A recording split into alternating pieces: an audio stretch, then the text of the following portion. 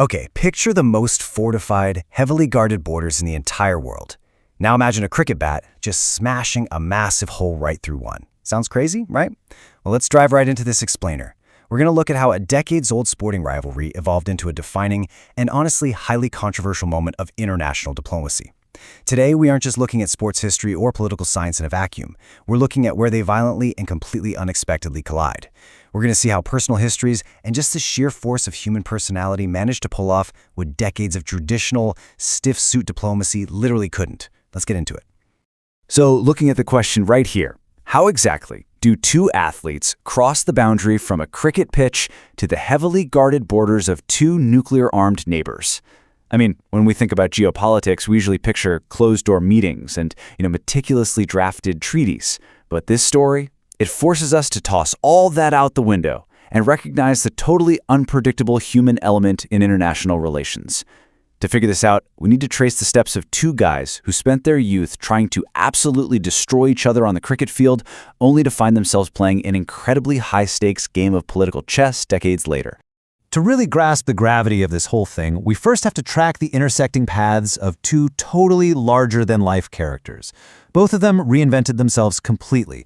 Now, you know as well as I do, in South Asia, cricket isn't just a sport, it's practically a religion, right? And the top players are treated like absolute demigods. On one side, you've got Imran Khan, legendary, impossibly charismatic captain who led Pakistan to a World Cup victory and then leveraged that godlike status to literally become the prime minister of his country. On the flip side, Najot Singh Sidhu, an Indian cricketer who took severe, crushing public rejection and somehow spun it into a massive media and political empire. Both men are stubborn, both refuse to be counted out, and man, they both know exactly how to work a roaring crowd. Let's quickly check out this timeline to see how their destinies collided in 2018. The underlying context for this entire saga actually begins way before either of these men were even born, with the violent partition of India in 1947. That historical trauma literally drew the border we're talking about today.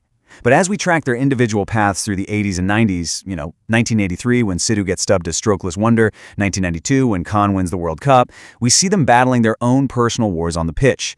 They're building their brands and their public personas, which eventually leads us straight to 2018, when Khan takes the absolute highest political office in Pakistan. It perfectly sets the stage for a reunion absolutely no one saw coming. Okay, so the absolutely crucial point to understand about Imran Khan is that his personal history is deeply, inextricably tied to India. It's wildly ironic when you think about it. The man who would grow up to lead Pakistan actually traces his maternal family's roots directly back to Jalandhar, India, long before the 47 partition. His family, they're part of the Burki Pashtun tribe, and they had lived in Jalandhar for 600 years. His grandfather even hosted the founder of Pakistan, Muhammad Ali Jinnah, right there in India.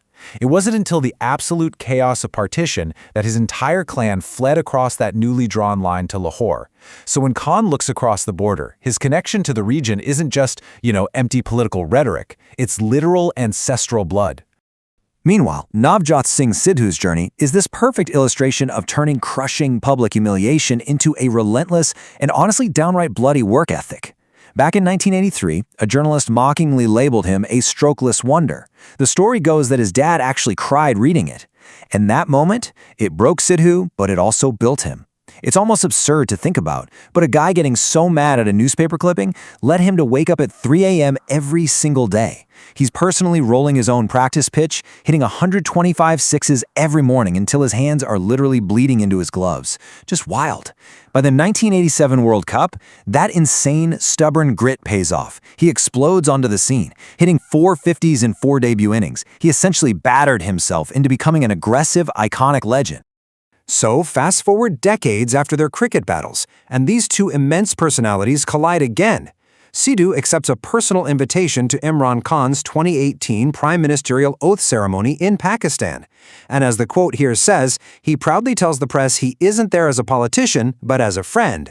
To mark the occasion, Sidhu brings a Kashmiri shawl and a message of peace. And we really need to pause on that detail for a second. Why a Kashmiri shawl, right? Well, Kashmir is arguably the most fiercely contested territory between the two nations. So bringing a gift from there, that was a deeply loaded, highly sensitive gesture. It was clearly meant to signal cross-border sportsmanship and offer a huge olive branch. But the moment that truly ignited a diplomatic firestorm wasn't the swearing-in ceremony itself. It was this unscripted, completely spontaneous embrace between Sidhu and the Pakistan Army Chief, General Qamar Javed Bajwa. General Bajwa reportedly walked up to Sidhu, noted that they were both from the Jat community, and in this fleeting moment of shared camaraderie, the two men hugged.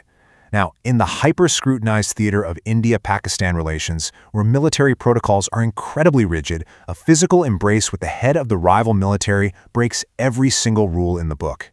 It is never just a hug. It's an instant, explosive political event that sent absolute shockwaves across the border. And man, the backlash was immediate, and it was brutal. It started right at home, drawing an incredibly sharp, very public rebuke from Sidhu's own boss, Punjab Chief Minister Captain Amarinder Singh. Captain Singh, who is himself a former military man, was absolutely livid. As you can see, he explicitly pointed out that every single day, Indian Jawans, their soldiers, are getting martyred at the border. So the optics of a prominent minister from his own government throwing his arms around the commander of the opposing forces, totally unforgivable to him. He didn't hold back at all, making it crystal clear to the press that he vehemently opposed the gesture. Instantly, the political chessboard just fractured. The Punjab Congress essentially split right in two, forcing the top leadership into this desperate scramble for damage control. The opposition BJP smelled blood in the water and immediately seized on the moment, turning the national heat way up on Sidhu. Meanwhile, Captain Singh was so furious he completely cut off communication with his own minister. But Sidhu, showing that exact same stubbornness from his cricket days, he completely refused to back down, fiercely defending the hug as just a natural human courtesy. Think about the butterfly effect here. A spontaneous hug at a ceremony triggered a political crisis so deep that Sonia Gandhi had to personally step in to broker a fragile ceasefire.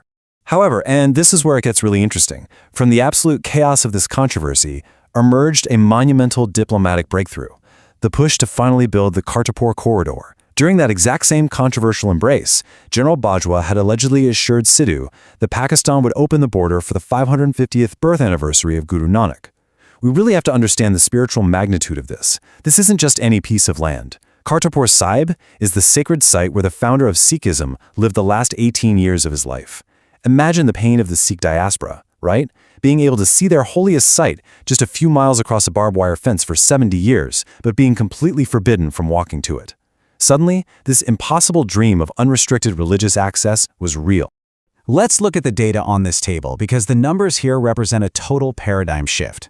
Before this, cross-border religious travel was basically strangled by the 1974 protocol. As you can see, travel was painfully restricted, capped at just 7,500 Sikhs and 1,350 Muslims annually.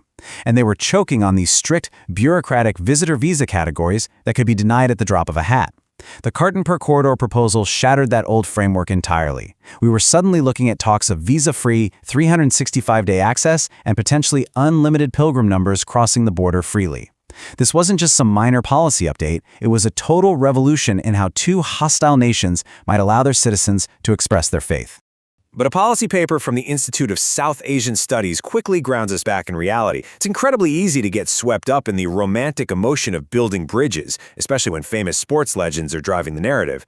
The symbolism of Kartarpur is undeniably massive. However, as this analysis points out, the geopolitical realities underneath it all are incredibly complex and, honestly, inherently fragile. While Prime Minister Khan suggested this could be the very first step toward greater economic ties and regional peace, the foundation of this religious corridor is built on some highly volatile, constantly shifting political ground. This is where we have to remember a golden rule of global politics. Altruism is rarely the sole motivator. Domestic elections almost always drive foreign policy. Behind the scenes, multiple political parties in both countries were strategically using this religious diplomacy to secure votes. In India, the Akali Dal party desperately needed a massive win to court Sikh voters after facing terrible backlash from some 2015 controversies. Concurrently, both the Congress Party and the BJP were jostling to claim full credit right before the crucial 2019 national elections. And over in Pakistan, Imran Khan found a golden opportunity to use religious diplomacy to project this image of a global peacemaker. Fascinatingly, he was uniquely backed by both his civilian government and the powerful military on this one. But you simply cannot erase a hyper-militarized border overnight with good intentions in a photo op. Severe security concerns immediately threatened to cast a long, dark shadow over this entire initiative. Both nations have deeply entrenched, highly suspicious security and intelligence apparatuses, and they immediately raised massive red flags. Think about it. They had to figure out exactly how this massive daily influx of people would be managed, heavily monitored, and kept completely secure in a region that has been historically plagued by sudden outbreaks of violence and espionage. Making this corridor a reality meant navigating an absolute minefield of mutual distrust. The logistics alone were staggering and quickly became highly contested.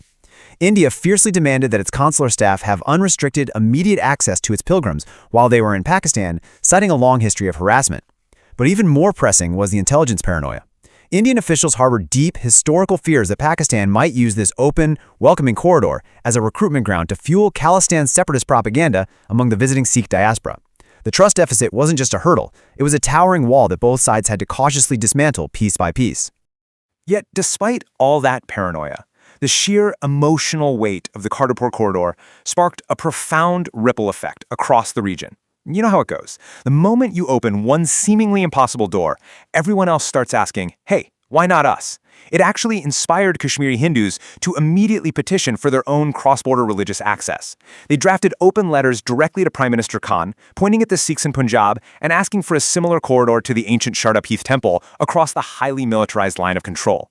It ignited this spark of hope that maybe, just maybe, this specific brand of religious diplomacy might finally thaw the decades of frost in Kashmir.